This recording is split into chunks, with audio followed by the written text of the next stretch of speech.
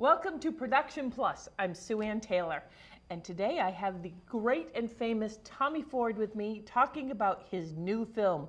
And I know he's got a new film because I just saw part of it being made right before my very eyes. I'll be right back.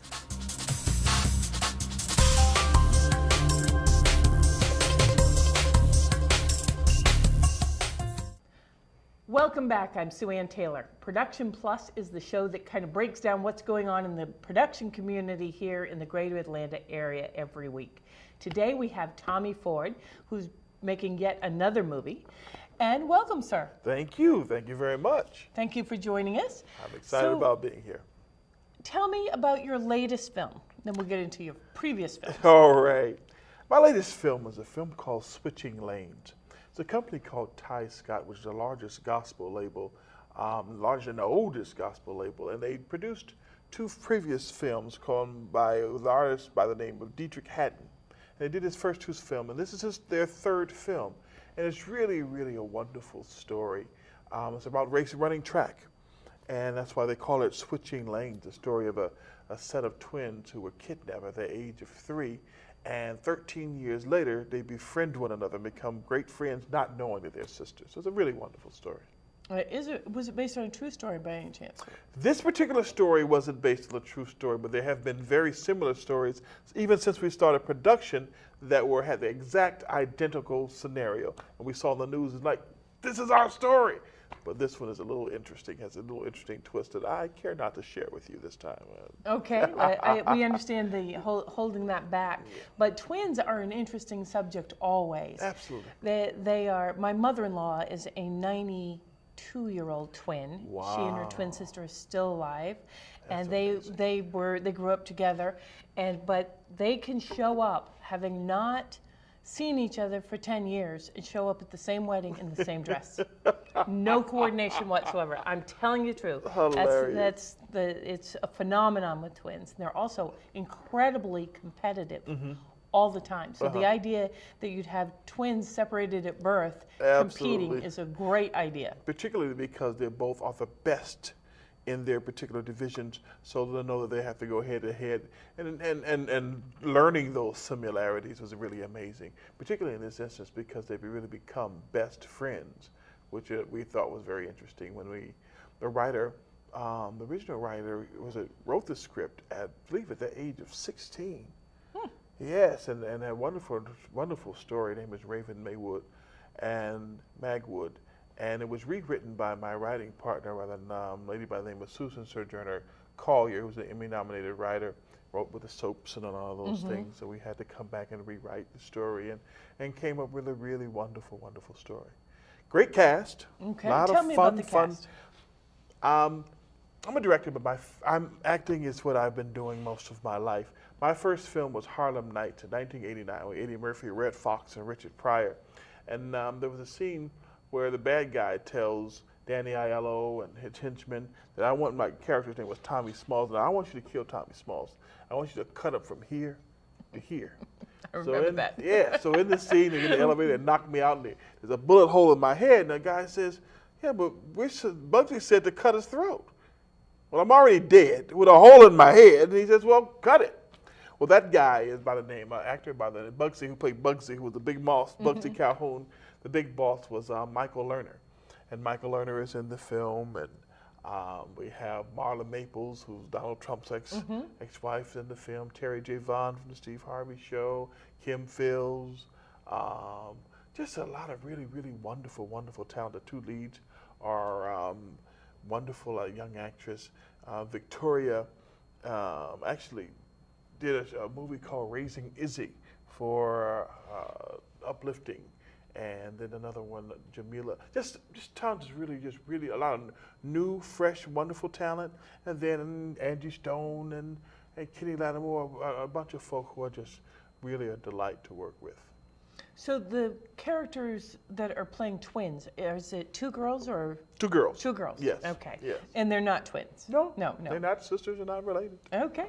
Did they look similar? They had similar looks, but what was even more amazing is they both, how their lives have intertwined, even in their careers. They both love to sing. One of them was Jamila, who plays one of our leads, was actually on The Voice and on tour in China right now.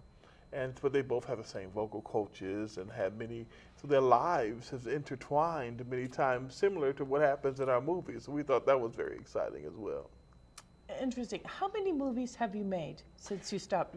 I know acting is your primary lane, but I know you've done a lot of directing as well. I've directed, this is my 5th film. I've directed like 4 television pilots and just a plethora of theater. Yeah.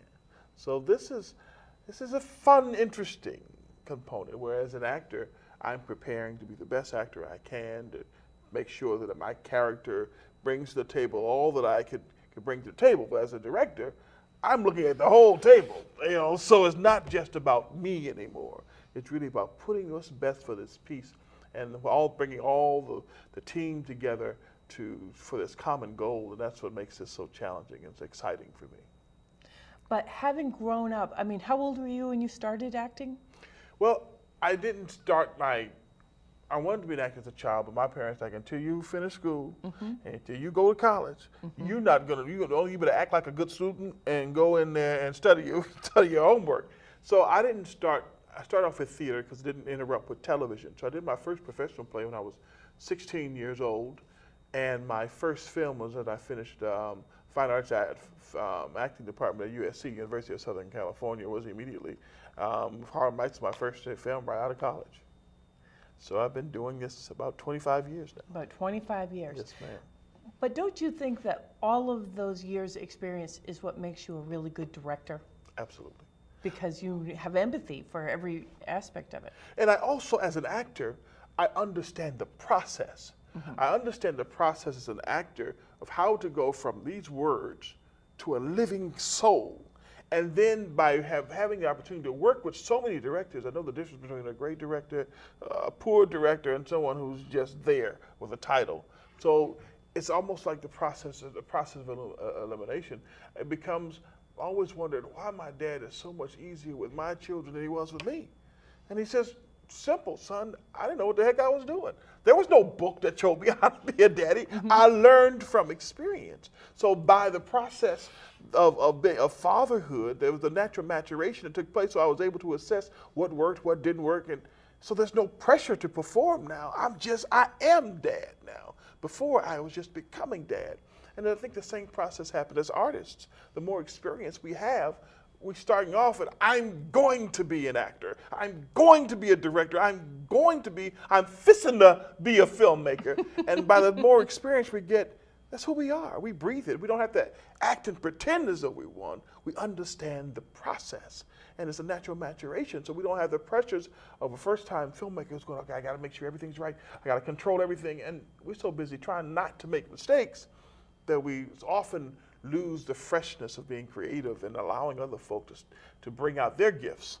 And that's our job, really, is not to say, all right, this is my film, my idea, you got to do it the hell I tell you to do, opposed to making sure I hire the people who are creative and wonderful and genius in their particular fields. And when we bring all those together, all that genius makes one wonderful project. Where do you think the Atlanta film world is going to go? I am born and raised in Los Angeles, and most of my career has been out of Los Angeles. I came here 4 years ago to direct a television pilot and never left. Oh. I looked up and I came here with 2 bags. And I'm still here. What I saw here was really amazing. Coming from the mecca of the entertainment industry, which is Los Angeles, particularly for television, I'm not easily impressed because I've seen so many wonderful opportunities and things happen.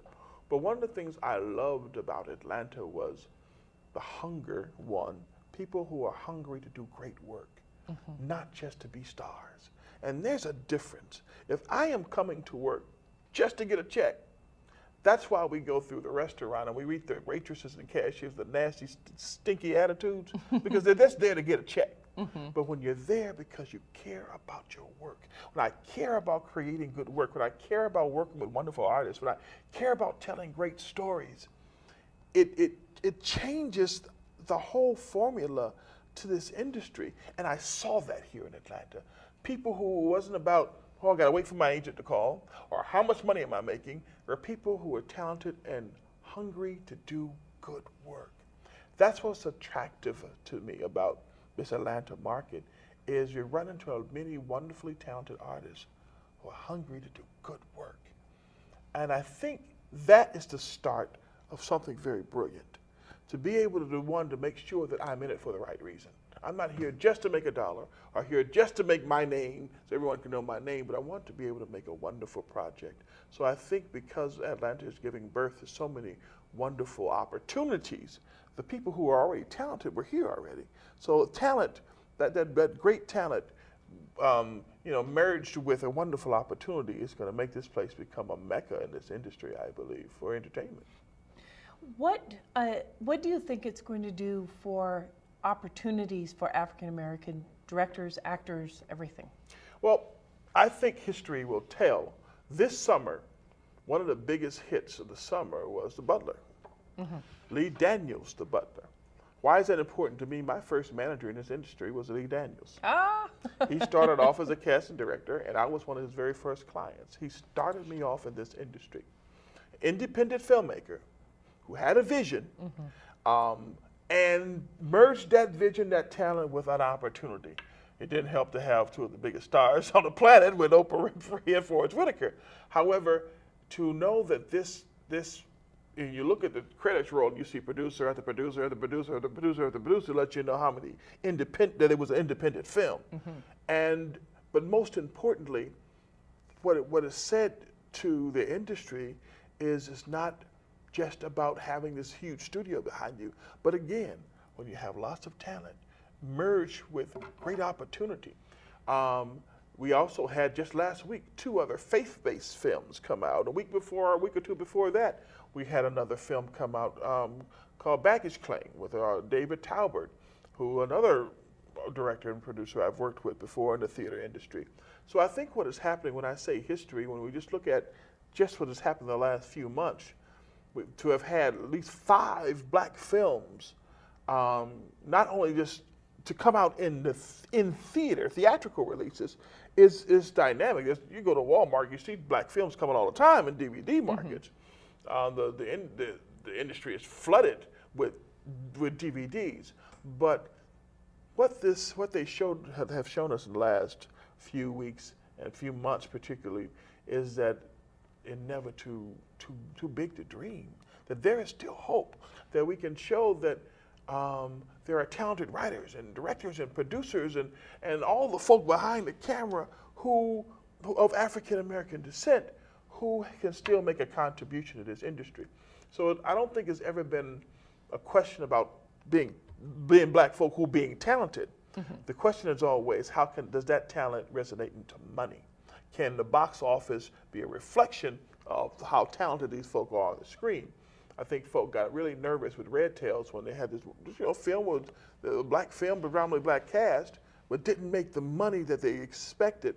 So I was really pleased and extremely happy to see that The Butcher's Wife, the Butler, that's another film I did many years ago. The Butler and 42. Exactly, and so it's really, really encouraging to know that there is an audience. And as always heard, we have sit in meeting after meeting with investors or studios, and the first thing you say, well, no foreign, can't make money foreign with black films. Well, just 2 years ago, they said the #1 producer in Hollywood was not Steven Spielberg, but Tyler Perry, who does not do well foreign. So you don't need foreign. We have enough Americans to make a lot of money in this industry. So if a film it only made $40 million, if I only spent $2 million to make this film, I don't care how you slice it. That's a success.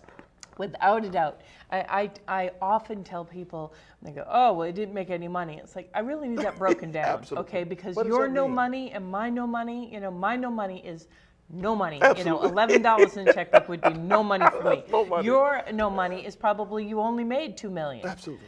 And if your expectation is $40 million, you only made $2 million, then there's a lot of money that you were hoping to spend that you're not going to. But $2 million is still a lot of money. Especially if you only spent $200,000 to make the film. Exactly, exactly. And of course, with the change in technology now, you have the opportunity to get good ideas into the big screen for a fraction of what it used to cost. Absolutely. And I think what happens, and we have to be cautious of that, because everyone with a camera is not a filmmaker. Not at all. Yeah, my grandmother used to say, baby, everybody talking about heaven ain't going there.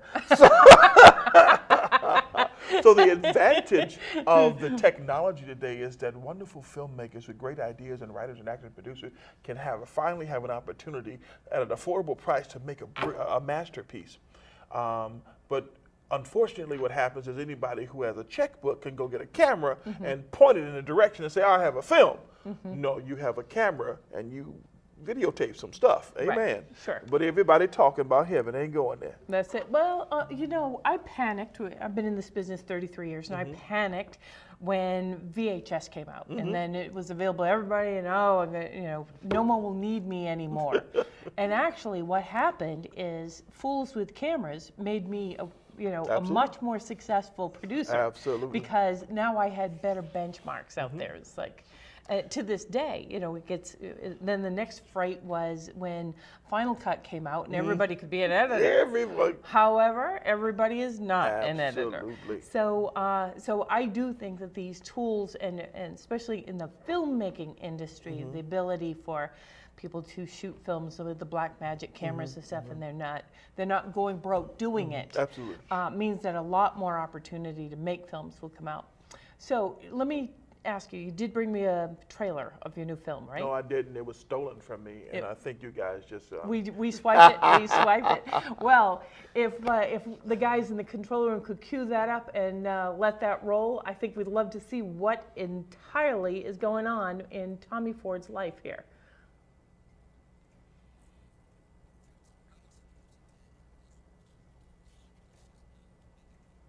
Lost her 2-year-old twin daughters in a home invasion.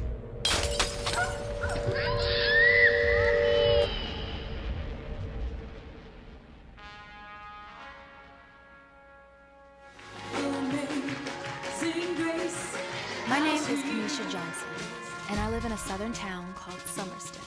For the most part, it's segregated. Yes, segregated in 2013. 98, 99. So are you ready to win this track meet tomorrow, baby girl? Are you ready to blow these fools out the water? Are you ready? Stop stressing my girl. This is Sarah. Our friendship is turning this town upside down. We're going to be discussing the petition to have the first integrated prom in Zebulon, Georgia, Summerton's neighbor. Integrated prom? That's not happening here. Now, you listen to me, okay? Okay, Daddy. This town ain't gonna allow it. You know, I hear black people love to run. Run, Tyrone, run! Race mixing isn't illegal, but everyone knows the deal. When you're in Summerston, you stick to your own kind. How's your gig going as the hospital chaplain? Well, who are you? Chaplain Montgomery. Why did they send me a black man? I don't want to see a black man. Get the hell out of here. It would do our side wonders if you won. It'll show white folk around here that we can excel. I was blind, but now I see. I was lost, but now I'm found. I can't believe I'm doing this, but you can call me. I won't like to run against someone who's at their best. You know, if anybody finds out.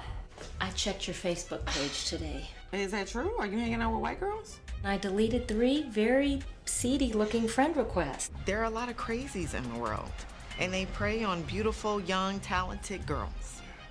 The lion was chasing the rabbit through the jungle, and he asked the rabbit, "Why are you running so fast?" Yeah, I mean, I think it's kind of crazy that this form of unspoken segregation still goes on in America. I am not going to have a black grandchild.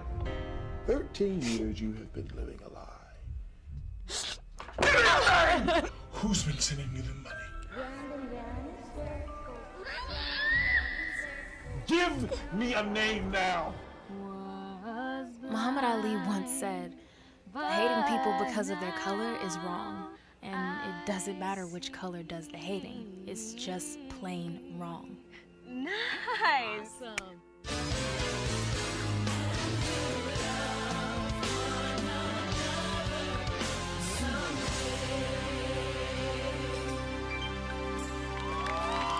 This was honestly the best trip ever.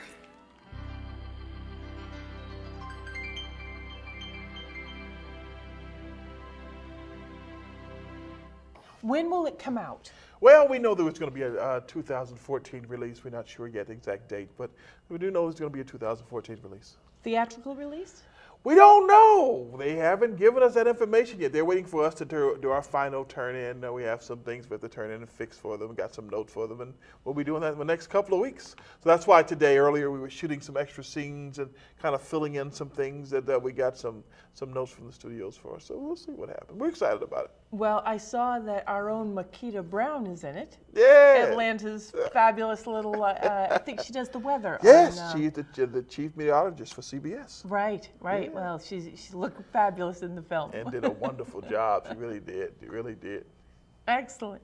What's next for you? When this wraps, what is next? What's on the, do you want to do more acting? Do you want to do more directing? I don't want to stop doing anything I love. Mm-hmm. I left LA, and the reason it was easy for me to come here and forget that I wasn't home was because I had the freedom to just do whatever I wanted to do, and there were no rules. I've been here for almost 4 years, and as an actor, I've done more than 14 films. Have 3 more to do in the next 3-4 weeks. So I have been working non-stop. I have 3 other films that I'm editing, that I've directed and produced. I have a deal with Lionsgate. I had a film released earlier this year through Grindstone/Lionsgate. So there's no limit. I tour the country almost every weekend. I'm in a different city teaching acting workshops and motivating young people. I do a lot of motivating speaking, and let them know they're beautiful, they're powerful, they're valuable, and they're worthwhile. So there's no limit to what's next. Calendar is full, and I'm happy, and I'm excited, and eager to do better work, to grow and mature, and look at the project like this and go, okay, it was better than my last one, but my next one's gonna be better than this one. And that's what I do. How difficult is it to get up budgets here? Well, the easiest thing in the world is to get someone excited about a good project. Mm-hmm. Most difficult thing in the world to do is to get somebody to write a check that won't bounce. Mm-hmm. So it's a challenge. It's still a challenge. Like I said, when you saw The Butler, even though it had Forrest Whitaker and Oprah Winfrey, you saw 100 producers' names on that screen because everyone had to bring something to the table. Mm-hmm. So it's still quite a challenge to create, but to get budgets. It's not a challenge to create great content, but the challenge is always how do I get the wherewithal to get the money to do these projects. So it's still challenging.